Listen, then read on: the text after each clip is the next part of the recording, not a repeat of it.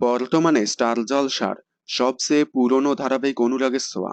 ধারাবাহিকের পর্বগুলো আগের মতো জমজমাট টান টান ধামাকাদার হয় না, কারণ ধারাবাহিকের অনেক কিছু পাল্টে গিয়েছে।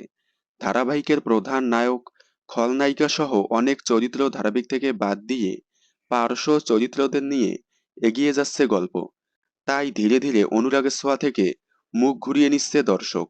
অনুরাগের ছোঁয়া থেকে দর্শক যে মুখ ঘুরিয়ে নিয়েছে তার প্রমাণ এই সপ্তাহের টিআরপি।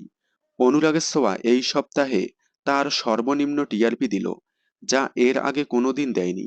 তাছাড়াও প্রতিপক্ষ ধারাবাহিকের থেকে গ্যাপও অনেক কম। শোনা যাচ্ছে অনুরাগের ছোঁয়া স্লট হারালে খুব শীঘ্রই বন্ধ করে দেওয়া হবে। অনুরাগের ছোঁয়ায় যে নতুন অধ্যায় আসার কথা ছিল, টিআরপি কমে গেলে সেটাও আসবে না।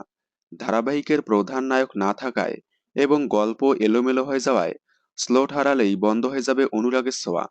কিন্তু শেষ পর্বে কি দেখা যাবে ধারাবাহিকের নায়ক সূর্যকে? দেখা যাক শেষ পর্বে বা শেষ মুহূর্তে সূর্যকে দেখা যায় কিনা। আপনারা কি চান শেষ মুহূর্তে সূর্যদীপার মিল দেখিয়ে বন্ধ হয়ে যাক অনুরাগের ছোঁয়া? কমেন্টে জানাবেন। বিনোদন জগতের সকল আপডেট সবার আগে পেতে চ্যানেলটি সাবস্ক্রাইব করে পাশে থাকা বেল আইকনে ক্লিক করে রাখুন। ধন্যবাদ।